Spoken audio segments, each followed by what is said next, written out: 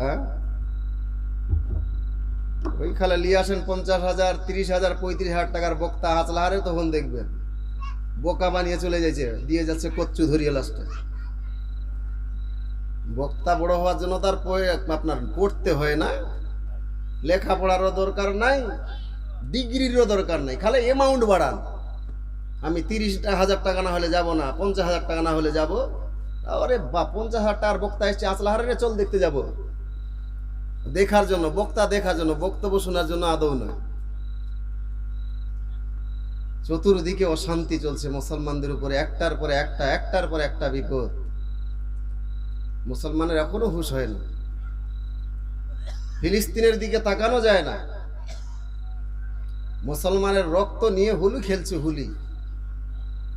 মায়ের কাছ থেকে বাচ্চাদের ছিনিয়ে নিয়ে পাখি গুলি করে, যেভাবে পাখিকে গুলি করে মারে সেইভাবে মারছে। বড় বড় বিল্ডিং, শুধু বাচ্চাদেরকে হত্যা করা হচ্ছে। দেখছেন না, এখনো হুঁশ হয় না? আসছে সময়, আর কতদিন?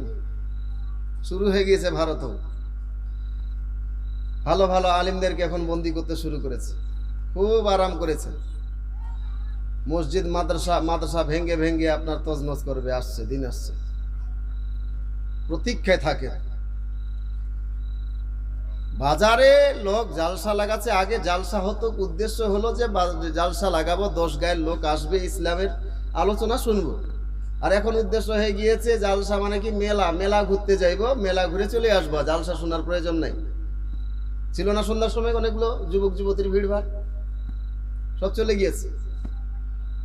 বলে কি অন্য ধর্মের ছেলে মেয়ে ছিল? আমাদের ঘরের তো। তা আমাদের ধর্মের ছেলে মেয়ে আমাদের ধর্মের কথা শুনবে না তো কার কথা শুনবে বলে? তা আমরাই কাদের শোনাবো? এই হাদিস ও কোরআনের যে কথা শোনাবো, তো কাদের শোনাবো? হিন্দুদের শোনাবো? কাদের বুঝাবো? বৌদ্ধদের? কাদের বুঝাবো? খ্রিস্টানদের? সুযোগ করে দিবেন তাহলে তো? না সব পড়ে এসেছেন, মুফতি হয়ে আসছেন, যে আমাদের সব জানা আছে মৌলবি, আর তোমার জানার প্রয়োজন নাই, আর আমাদের নতুন করে শিখার কোনো প্রয়োজন নাই। ব্যাপারটা এরকম নাকি? আফসোস। একটা এত সুন্দর প্রতিষ্ঠানে আপনারা এসেছেন, বাচ্চাদের অভিভাবিকারাই যদি এসে বসত, তাও হয়তো জায়গাটা পূর্ণ হয়ে যেত। কিন্তু বাচ্চাদেরকে পড়াতে দিয়ে দিয়েছে, মাদ্রাসা চল, কি হবে যা, আর কি খবর নিতে যাব। অথচ আপনার মিশনগুলোকে ভর্তি করতে গেলে, মিশনে ওর বাপ মা প্রতি রবিবারে দেখা করতে আসে, আর এই লাইনে দিয়েছে তো সমস্যা নেই। কারে বুঝাবো এই কথা? বলবো কারে? বুঝবে কে? আমার নিজের কাউমে যদি না বুঝে, অন্যরা কি করে বুঝবে?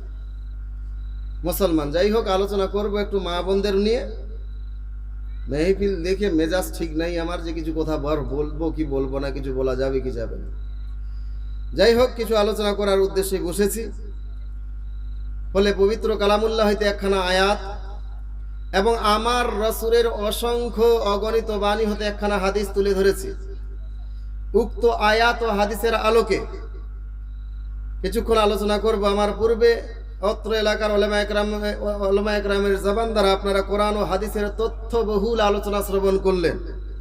এইবারে আমি আপনাদের সম্মুখে উপস্থিত হয়েছি। আমার পরে বাংলার একজন বিখ্যাত বক্তা, মন মাতানো বক্তা, মৌলানা নুরুল আইন কাদরি সাহেব, উনিও এসে উপস্থিত হয়ে গিয়েছেন। উনি আরাম করছেন, আমার পরে পরে উনি চলে আসবেন। ভাইয়েরা, নিজের মধ্যে কিলাকিলি করার সময় আর নাই। দেখলেন না গত শুক্রবার দিল্লির সরজমিনে আমাদের মুসলমান ভাইয়েরা জুম্মার দিন একটু ভিড়ভাড়, ওই জুম্মাতে আগে থেকে এইভাবে নামাজ পড়েছে, কিন্তু একটু রোডে নামাজ পড়ার কারণে পুলিশে পিছনের দিকে লাদ মেরে নামাজ থেকে তাড়িয়ে দিচ্ছে। কি যুগ আসলো আমাদের কাছে, ভাবতে পারেন? তারপরেও নামাজ ছাড়ে না। আপনি নামাজের জন্য যান না। আমি দেখলাম ওই ভিডিওর মধ্যে একটা 6 থেকে 7 বছরের বাচ্চা, পুলিশ যখন মেরে মেরে সবাইকে রাস্তা থেকে আলাদা করে দিচ্ছে, বাচ্চাটা এইভাবে সেজদায় পড়ে আছে। ওইটুক বাচ্চা একবার ভয়ও করে না যে পুলিশ আছে, সবাইকে মারছে তো আমিও ভেগে যাই। ইমান, ইমানের নাম হলো ইমান। আপনার বাচ্চা বুঝলো, কিন্তু আপনি বুঝলে না। মসজিদের দুয়ার এনি টাইম খোলা, এনি টাইম খোলা। আপনারাই বলেন, এই আমাদের জালসাই আসলে কি মানা করবে কেউ? মুসলমানের সভা, মুসলমানের জালসা, মুসলমানের কোরআন, মুসলমানের হাদিস, মুসলমানের মৌলবি, এরাই আলোচনা করবে। হাদিস ও কোরআন আলোচনা হচ্ছে, মুসলমানের সওয়াল ঘুরে বেড়াচ্ছে। যান বাজারে পাবেন এখন অনেকগুলো লোক আড্ডা দিচ্ছে, বাড়িতে নাকে তেল দিয়ে ঘুমাইতে যাচ্ছে কেউ, অথচ ঘুমায় না। মোবাইলের ওই যে গজব, 12টা 1টা না হলে তো ঘুমাবেই না, মোবাইলের মধ্যে চলবে। আফসোস, এই কওমের উপরে গজব আসবে না তো কার উপরে গজব আসবে? আল্লাহ এমন সময় আমার আপনার উপরে গজব পাঠাবে যে বেঈমানের দ্বারাই আমাদেরকে সোজা করবে, বেঈমানের দ্বারা।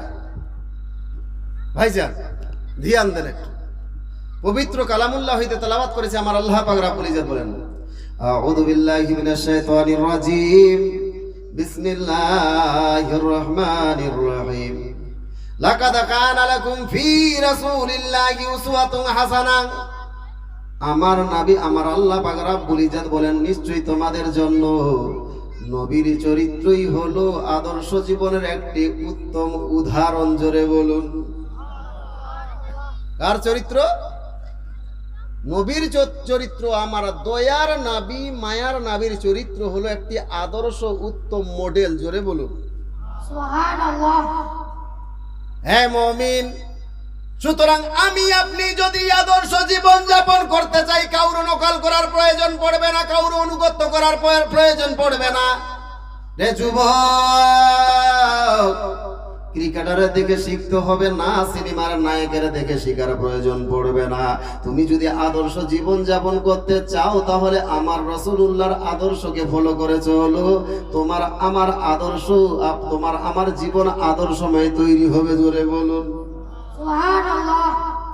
আজ এই নবীর আদর্শ আমাদের মধ্যে বিদ্যমান নাই, ফলে আজ মুসলমান বিশ্বের মধ্যে মার খাচ্ছে। আমার রাসূলুল্লাহর আদর্শ আমাদের মধ্যে বিদ্যমান না থাকার কারণে আজকে মুসলমান আমরা ঘৃণার পাত্র হয়ে গিয়েছে।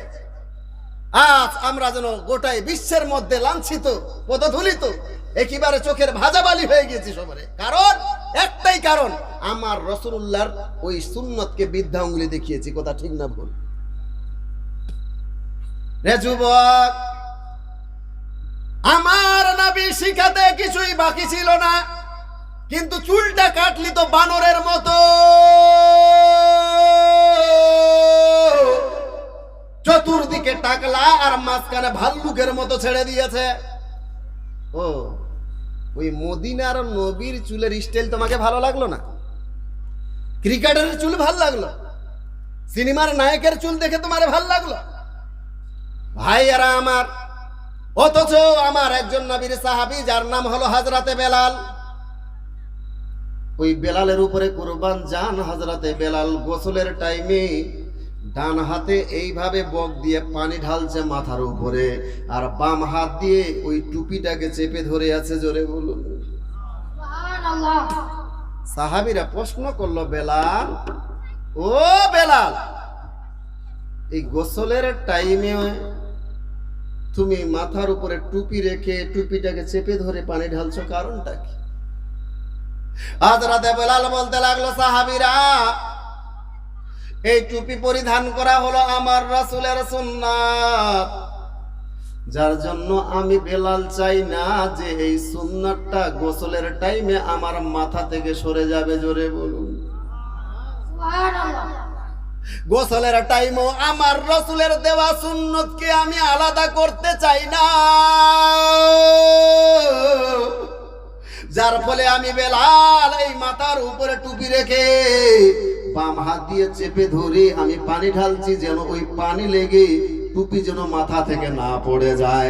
একটা সেকেন্ডের জন্য আমি বেলাল আমার নবীর সুন্নতটাকে আলাদা করতে পারবো না। এক সেকেন্ডের জন্য হযরতে বেলাল গোসলের টাইমেও টুপিটাকে আলাদা করতে চায় না।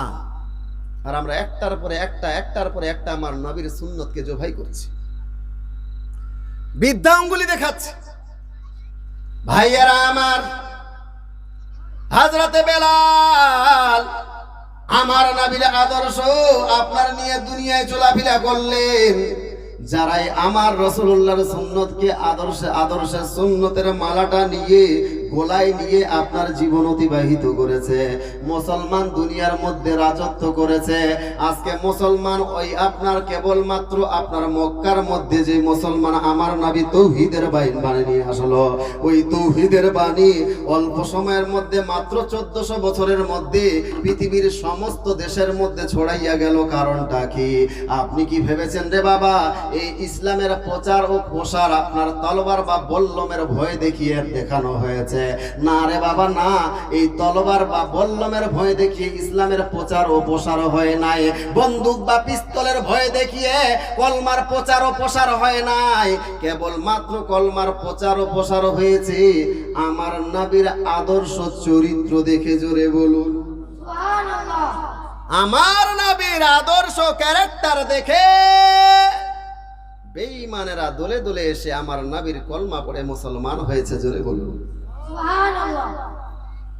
বল্লম ব্যবহার করতে হয় নাই, পিস্তলের ব্যবহার করতে হয় নাই। হযরত খাজা গরিব নওয়াজও যেই ভারতের মধ্যে এসেছেন, যখন তৌহিদের বার্তা নিয়ে আসলেন, আগে থেকে কেউ এসেছিল এই ভারতে তৌহিদের বার্তা নিয়ে, তারা ফিরে চলে যাচ্ছে। খাজা গরিব নওয়াজ বলছে, কি ব্যাপার, তোমরা কোথায় গিয়েছিলে? বলো ভারতে গিয়েছিলাম। কিসের জন্য? বলো কলমার প্রচারের জন্য, তৌহিদের বার্তার জন্য। বলো তাহলে চলে যাচ্ছ, কারণটা কি? বলল আমরা ভারতের মানুষকে বুঝাতে পারলাম না। বললো তোমরা সঙ্গে কি হাতিয়ার নিয়েছিলে? তারা বলতে লাগলো সঙ্গে আমরা বল্লম নিয়েছিলাম, ফারসা নিয়েছিলাম, তলোয়ার নিয়েছিলাম। হযরতে খাজা গরিব নওয়াজ বলছে, ও এরই জন্যই তো তোমরা ভারতের মানুষকে বুঝাতে পারো নাই। জোরে বলুন সুবহানাল্লাহ। এরই জন্যই তোমরা ভারতের মানুষকে বুঝাতে পারো নাই। এইবারে তারা বলতে লাগলো, হে মঈনুদ্দিন আপনি কোথায় যাচ্ছেন? বলে আমিও ভারতেই যাচ্ছি। বলে কিসের জন্য? তৌহিদের বার্তা নিয়ে গিয়েছি, তৌহিদের প্রচারের জন্য, কলেমার প্রচারের জন্য। বললো আচ্ছা, আমরা বললাম ফারসা নিয়েছিলাম সঙ্গে হাতিয়ার, তো আপনি ওই ভারতের মানুষকে বুঝবার জন্য সঙ্গে কি হাতিয়ার নিয়েছেন? হযরত খাজা মঈনুদ্দিন বললেন, আমি তোমাদের মতো হাতে বল্লম লেয় নাই, আমি ফারসা নেয় নাই, আমি তলোয়ার লেয় নাই। বললো কি হাতিয়ার নিয়েছো? আমি এক হাতে আমার খোদার কালাম কোরআন শরীফ, দ্বিতীয় হাতে আমার রাসূলের বাণী হাদিস শরীফ নিয়ে এসেছি। জোরে বলুন। এই দুইটা হাতিয়ার নিয়ে এসে আমি ভারতের মানুষকে তৌহিদের বার্তা বুঝিয়ে তাদেরকে কলমা পড়িয়ে মুসলমান করাবো। জোরে বলুন ভাইয়েরা আমার নবীর আদর্শ এমন আদর্শ, যেই আদর্শ দেখে বেঈমানেরা দেখে পর্যন্ত পাগল রে মা। আমার নবীর চরিত্র দেখে বনের আপনার পশু জঙ্গলের পশুরা পর্যন্ত পাগল। আমার নবীর একজন সাহাবী যে সবে মাত্র কলমা পড়ে মুসলমান হয়েছে, ওই সাহাবীরে একজন আপনার কি বলে সাহাবীরা জিজ্ঞাসা করলেন, সাহাবী বলেন দেখি আপনি নিজের ধর্ম পরিত্যাগ করে কি করে ওই আমাদের নবীর আপনার কলমা পড়ে মুসলমান হয়ে গেলেন?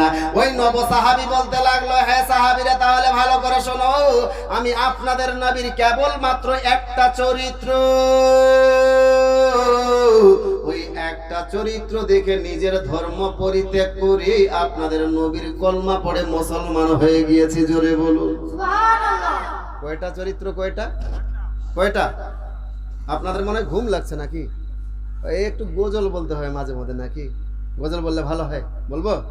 ভুলে যেতে চাইলে ভুলা যায় না, ভুলে যেতে চাইলে বলা যাবে না? আমার সাথে গজলটা বলা যাবে তো? সবাই চিৎকার করবেন, ভুলে যেতে চাইলে ভুলা যায় না, ভুলে যেতে চাইলে না, ভুলে যেতে চাইলে যায় না, ভুলে যেতে চাইলে না। আমার জান মদিনা, আমার প্রাণ মদিনা, আমার জান মদিনা, আমার প্রাণ মদিনা, ভুলে যেতে চাইলে ভোলা যায় না, ভুলে যেতে চাইলে ভোলা যায় না। কারে ভোলা যায় না? আমার দয়ার নবী, মায়া নবীকে। ভুলিনি, ভুলবো না, ভুলতে পারি না,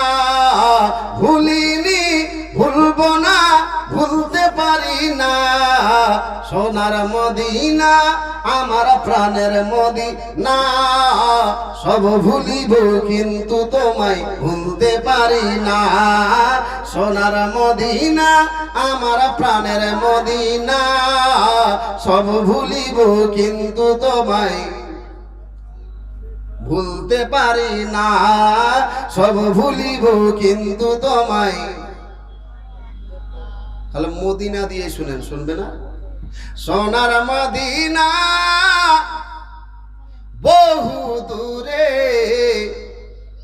কিন্তু মদিনাওয়ালা আমার অন্তরে কিন্তু মদিনাওয়ালা আমার অন্তরে সোনার মদিনা বহু দূরে সোনার মদিনা বহু দূরে কিন্তু মদিনাওয়ালা আমার অন্তরে কিন্তু মদিনাওয়ালা আমার অন্তরে রাসূল তুমি শুনো গো আমার ফরিয়াদ চুমু খেতে বাড়াইয়া দাও নূরানি হাত চুমু খেতে বাড়াইয়া দাও নূরানি হাত আমার অন্তর জুড়ে মদিনায় আছে রে অন্তর জুড়ে মদিনায় আছে রে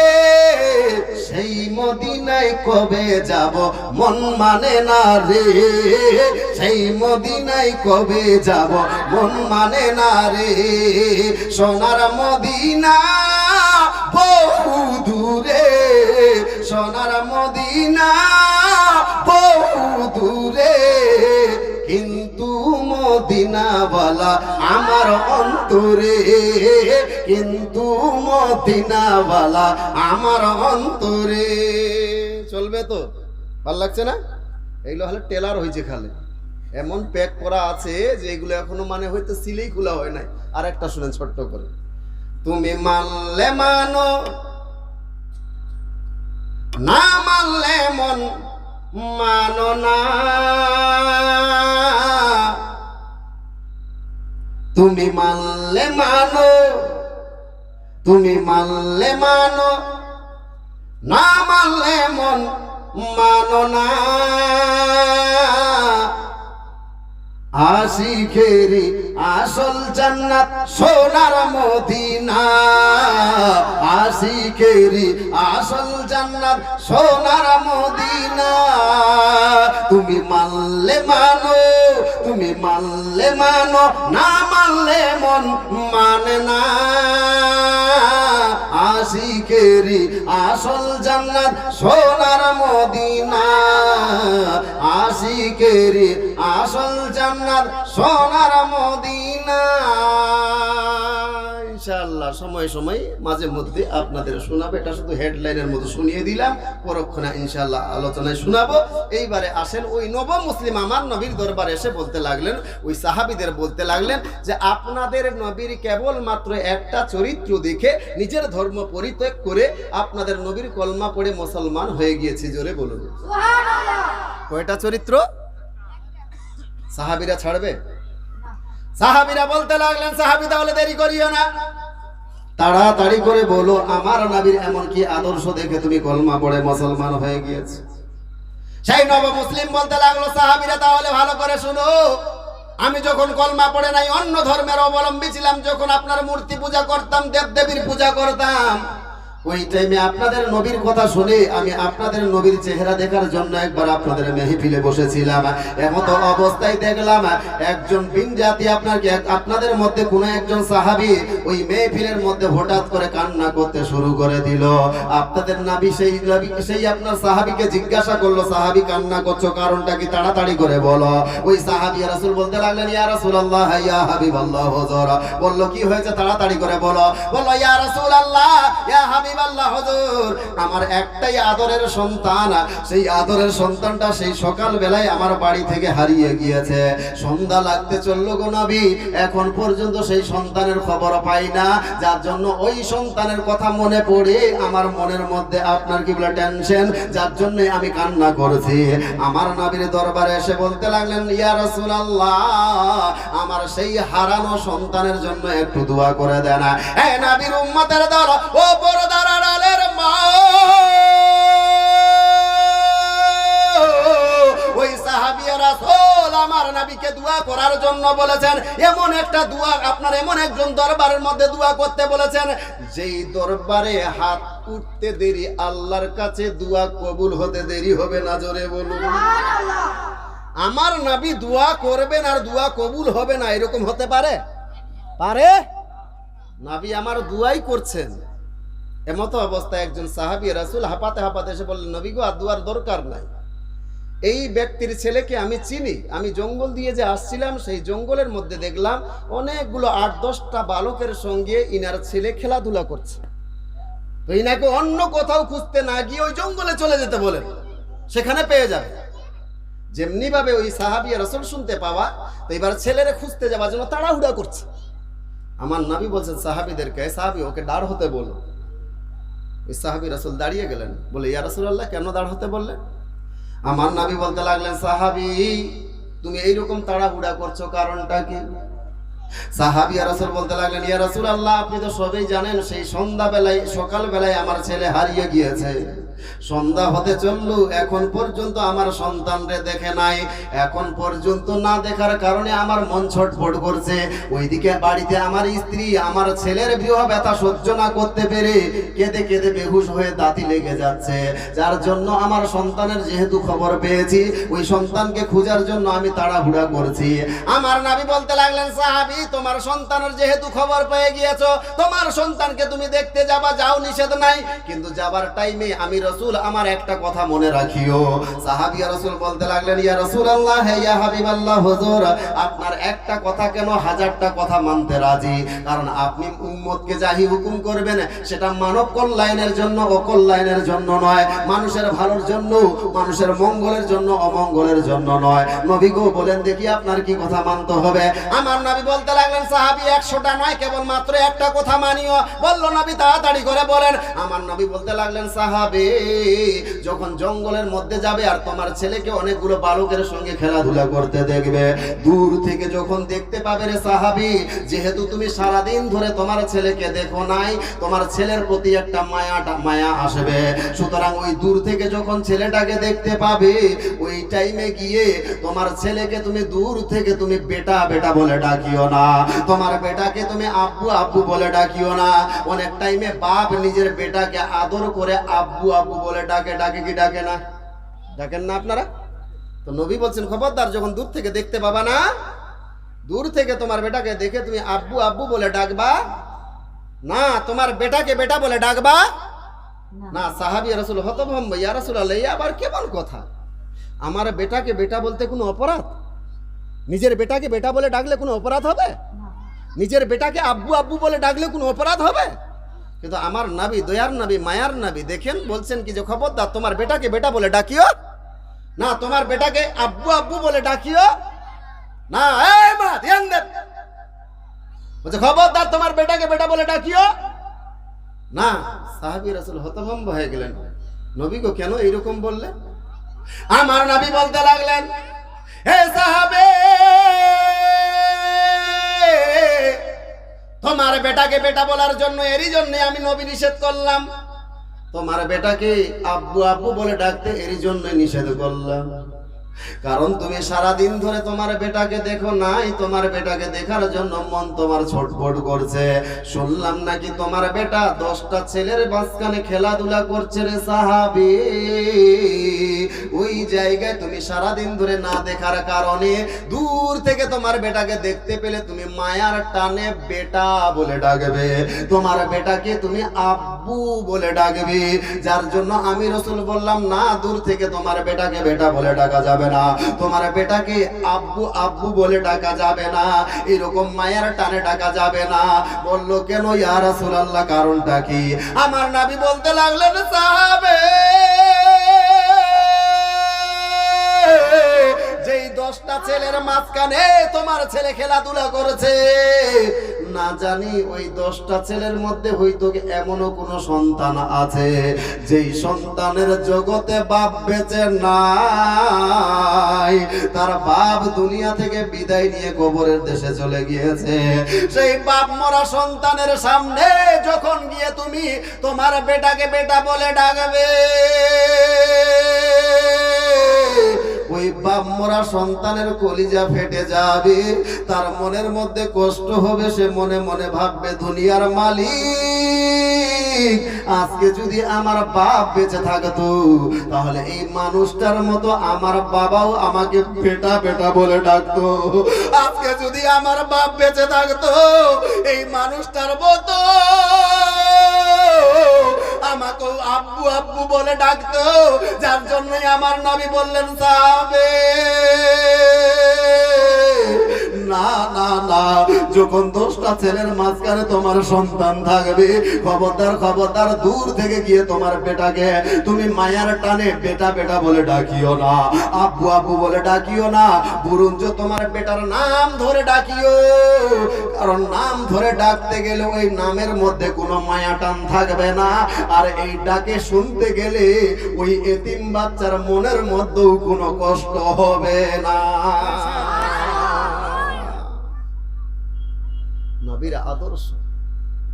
ওই যে একটা মুসলিম হয়েছে সবে মাত্র, ও বলছে ভাই আমি ওই মেহফিলে উপস্থিত ছিলাম, আপনাদের নবী যখন এই বাক্যটি বলেছেন যে 10টা ছেলে যখন এক জায়গায় থাকবে, ওই 10টা ছেলের মাঝখানে যখন আপনার ছেলে থাকবে, সেখানে আদর করে আপনার বেটাকে বেটা বলে ডাকিয়েন না, আব্বু আব্বু বলে ডাকিয়েন না, মায়ার ডাকে ডাকিয়েন না, বরঞ্চ তার নাম ধরে ডাকিয়ে।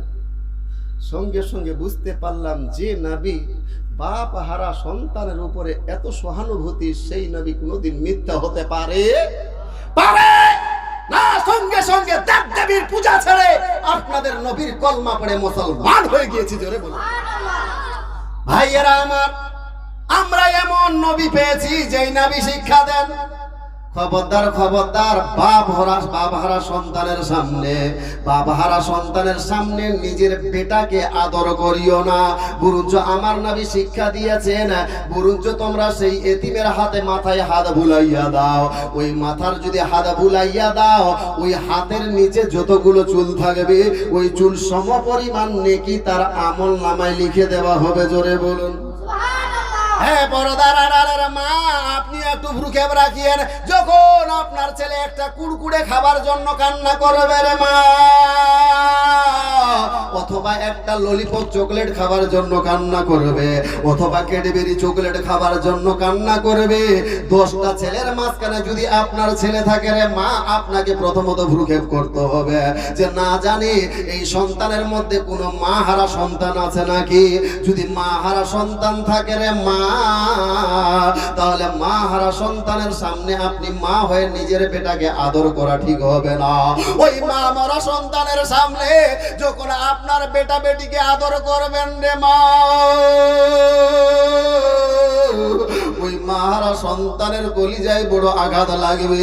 সেই মেয়েটা বাচ্চাটা আপনার হয়তো প্রকাশ্যেই কাঁদবে না, কিন্তু মন তার হুকুরিয়ে হুকুরিয়ে কাঁদবে। সে মনে মনে গাইবে দুনিয়ার মালিক আজকে যদি আমার মা বেঁচে থাকতো তাহলে এই মেয়েটার মতো আমার মাও আমাকে আদর করতো। এই মেয়েটা যেইভাবে তার ছেলেকে কুড়কুড়ে কিনে দিল, আমার মাও যদি বেঁচে থাকতো আমার মাও আমাকে একটা কুড়কুড়ে কিনে দিত গো। যার জন্য আমার নবী শিক্ষা দিয়ে গেলেন উম্মতের দল, খবরদার খবরদার তোমরা মা হারা সন্তানের সামনে নিজের সন্তানকে আদর করিও না, বাপ হারা সন্তানের সামনে নিজের পেটাকে তোমরা আদর করিও না।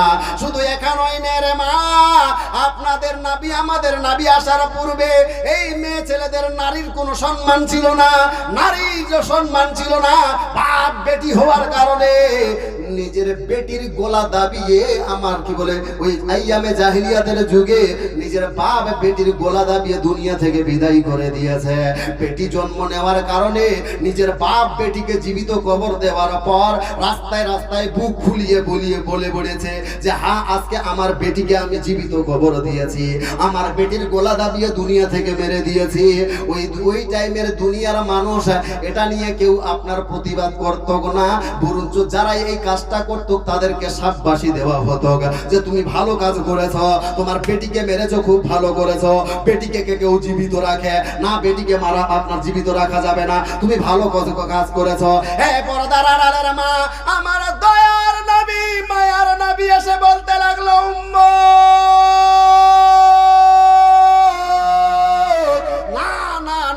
খবরদার খবরদার, বেটি হওয়ার জন্য তোমরা তোমাদের বেটিকে মারিও না।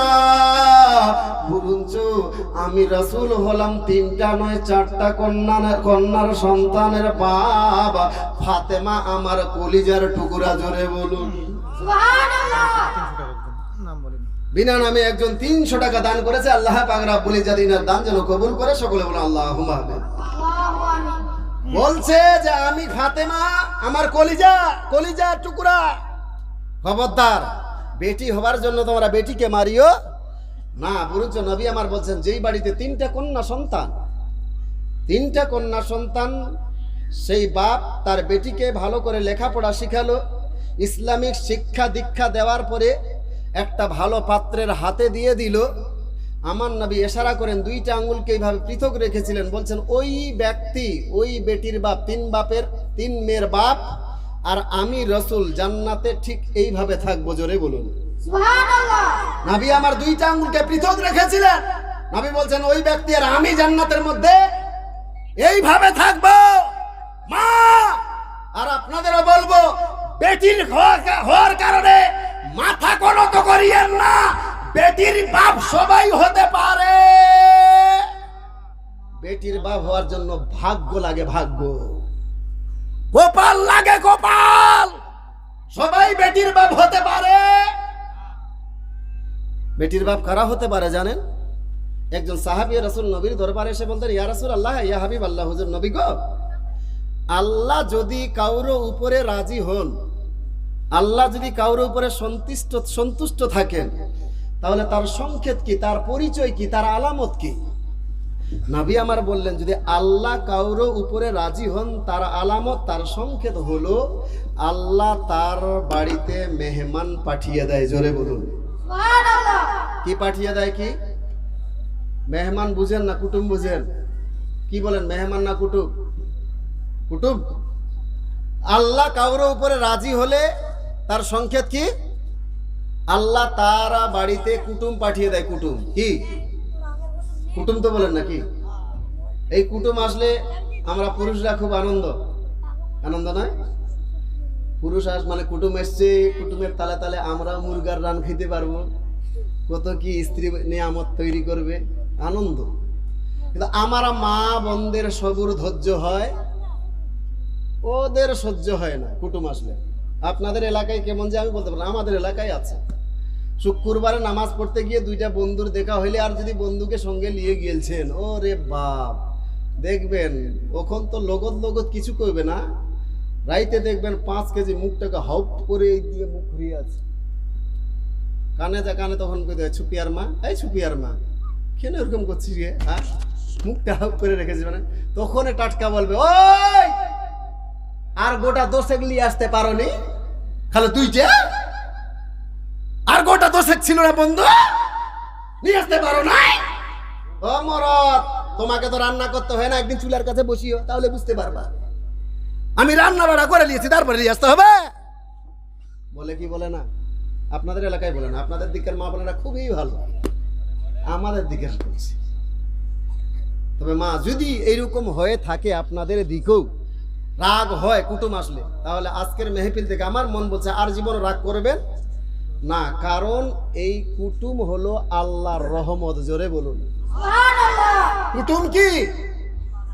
আল্লাহর রহমত। কুটুম মূলত এসে আপনার বাড়ির খেয়ে যায় না, বরঞ্চ কুটুমের ওসিলায় আপনি খেতে পারেন। জোরে বলুন কুটুম কি? আল্লাহর রহমত। কুটুমের ওসিলায় আমরা খেতে পাই। একটা কুটুম যখন আপনার বাড়িতে আসে তো সঙ্গে 10টা রহমত নিয়ে আসে। কয়টা বললাম? 10টা রহমত নিয়ে আসো। এই 10টা রহমতের মধ্যে কুটুম নিজে একটা খায়, বাকি 9টা বাড়িওয়ালার জন্য ছেড়ে যায়। জোরে বলো। কথাটা বুঝাতে পারেনি মনে হয়, বুঝতে পেরেছেন? তাহলে কুটুম আসলে লাভ না লস? সঙ্গে কয়টা রহমত? 10টা। খায় কয়টা কুটুম? নিজে একটা, ছেড়ে যায় কয়টা? 9টা বাড়িওয়ালার জন্য, আপনার ছেলে মেয়ের জন্য ছেড়ে যায়। তাহলে কুটুম আসলে কখনো রাগ করবেন?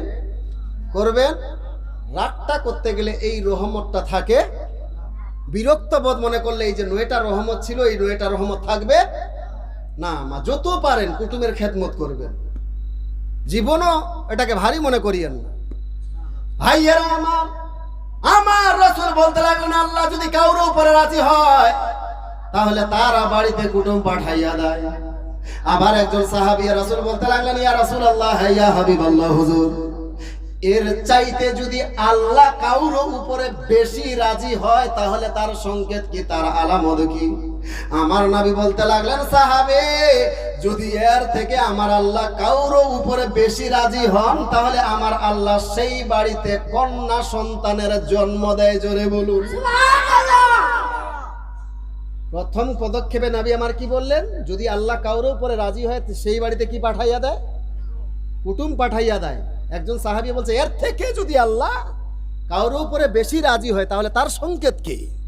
নবী আমার বলছেন, সেই বাড়িতে কন্যা সন্তানের জন্ম হয়। জোরে বলুন সুবহানাল্লাহ। সুতরাং বেটির বাপ সবাই হতে পারে না। আপনারা মনে হয় আমার কথা বুঝতে পারছেন না, রাগ করছেন মনে হয়। কথা বুঝতে পারা যাচ্ছে? কি বলবো না শেষ করে দেবো না? মোনা সাহেবকে নিয়ে আসতে বলবো? আমার ভাষা যদি না বুঝতে পারেন তাহলে আমি কেন বলবো? আনতে বলবো, তাড়াতাড়ি নিয়ে আসবেন। কারণ কয়েকবার এসছে, আপনাদের এলাকার পরিবেশ ভালো করে বুঝে কিভাবে ওয়াজ করতে না করতে। আর আমি তো অত বুঝি না, আমরা ছোট মাটো আপনার বক্তা, ছোট মানুষ, ওইরকম বড় বড় মেহফিলে আসেনি, কোনোদিন জালসাও করিনি। হ্যাঁ, আমার কথা বুঝতে পারবেন কি পারবেন না তা নিয়ে টেনশন করছি আমি। তো কি কিছুক্ষণ বলবো না শেষ করে দিব? বলবো? কারা কারা শুনে একটু দিয়ে হাত উঠিয়ে বলেন ইয়া রাসূলুল্লাহ। আচ্ছা, মাশাআল্লাহ। যারা যারা হাত উঠিয়েছিলেন সবাই নিয়ে আসেন 1000 টাকা। এবার পরিচয় বুঝে যাবে সত্যি এমনিতে উঠিয়েছিলেন না ঝোঁকেতে উঠিয়েছিলেন।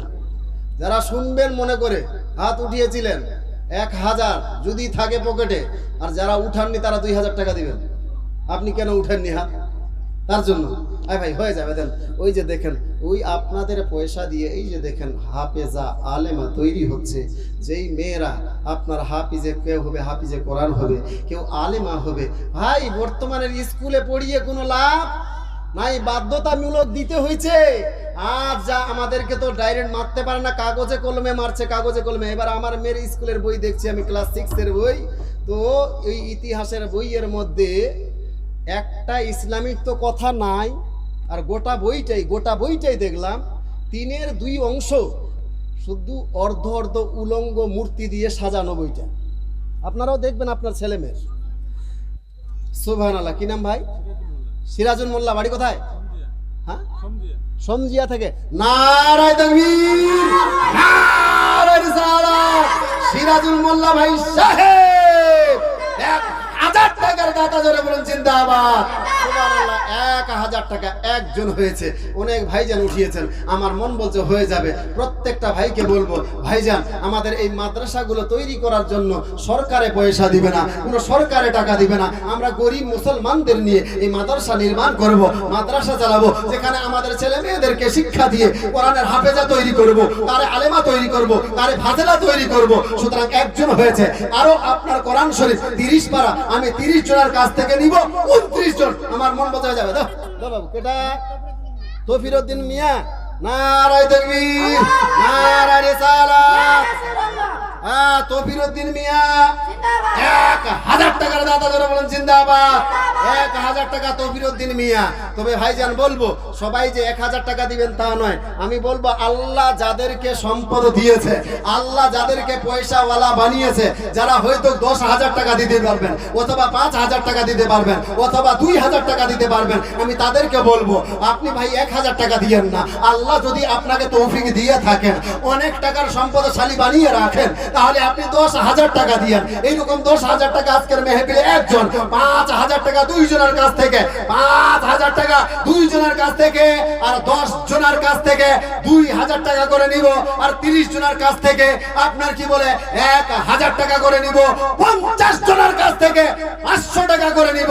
তবে অত্যন্ত বিনয়ের সহিত বলবো হাত জোড় করে, আল্লাহ যাদেরকে সম্পদ দিয়েছে, যারা 5,000 টাকা দিতে পারবেন তারা 5,000 টাকা দিয়েন না। যারা 5,000 টাকা দিতে সক্ষম রাখেন, খবরদার খবরদার আপনি 2,000 টাকার খাতায় নাম লিখাইয়েন না। যারা 2,000 টাকা দিতে সক্ষম রাখেন, খবরদার খবরদার তারা 1,000 টাকা দিবেন না। যারা 1,000 টাকা দিতে পারবেন তারা 500 টাকা দিয়েন না। এবারে যার যেমন সমর্থ সেই সমর্থ অনুযায়ী পাঠাইয়া দেন। 2 জন হয়ে গিয়েছে, তাড়াতাড়ি করে বলেন না কে? মোশাহার আলমগীর 2000 টাকা। কেটা? মোশাহার আলমগীর। মোজাহার আলমগীর, মোশাহার আলমগীর গ্রাম। মোশাহারের আলমগীর, মোশাহার। মোশাহার গ্রামের নাম মোশাহার। মহিষাহার। আচ্ছা মহিষাহার এরকম করে কহেন না, আপনিও তো খালি ভুল ভুল করে কয়ে গিয়েছেন, আমি বুঝতে পারি না। মহিষাহার থেকে জাহাঙ্গীর আলম, নারায়ে তাকবীর, নারায়ে রিসালাত। জাহাঙ্গীর আলম ভাই সাহেব মহিষাহার থেকে ভাইজান বলছেন আমি 2,000 টাকা দিব। নগদ হলো আপনার 200 টাকা আর বাকি হলো 1800 টাকা। তাহলে আমি 2,000-এর কলম চেয়েছিলাম 10টা, হয়ে গেল একটা, আর মাত্র 9 জন ভাগ্যবান। আর 1000 টাকার কলম হলো 28টা আপনার ভাগ্যবান। আমার মন বলছে এই মেহফিলের মধ্যে আছে, সুতরাং দেরি করিয়েন না, তাড়াতাড়ি করে পাঠাইয়া দেন। এই 1000 টাকার অঙ্কটা আমার মা বোনেরাও দিতে পারবেন, কারণ মা বোনদের বর্তমানে আপনাদের কাছে ওইরকম হয়তো পয়সা নাই, বর্তমানে আপনাদের পকেট খালি হয়ে যাবে, কিন্তু মহিলাদের আঁচল খালি হয় না। কত টাকা, টাকা আর টাকা।